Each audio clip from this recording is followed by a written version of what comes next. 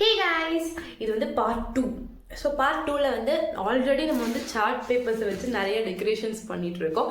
So நீங்கள் போன video பார்த்துருந்தீங்கன்னா தெரிஞ்சிருக்கும், சின்னதாக ரொம்ப சிம்பிளான டெக்கரேஷன் நம்மளே எப்படி வீட்டில் பண்ணி நம்ம வீட்டை அழகுப்படுத்தலாம் கிறிஸ்மஸ்க்கு அப்படிங்கிறத பார்த்துருப்போம். அதே மாதிரி இன்னும் கொஞ்சம் கிராஃப்ட் ஐடியாஸோட வந்திருக்கேன், டிஐஒய் ஐடியாஸோட வந்திருக்கேன் நம்மளோட டெக்கரேஷனுக்காக. பார்க்கலாமா? வாங்க.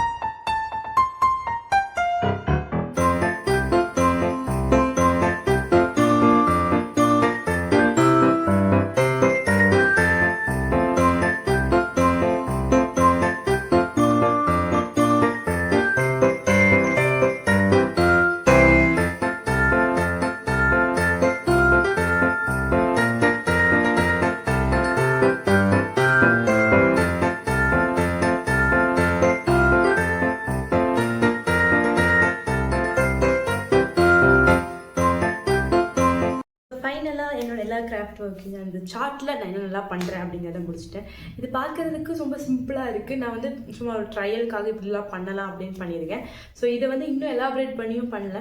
ஸோ டெக்கரேஷன் பண்ணும்போது எப்போ கிறிஸ்மஸ்க்கு எங்கள் வீட்டில் டெக்கரேஷன்லாம் பண்ணும்போது இதெல்லாம் அங்கேயும் இருக்கும். ஸோ சும்மா இது வந்து ஒட்டினா எப்படி இருக்கும் அப்படிங்கிறதுக்காக ஒட்டி பார்த்தது தான் இது.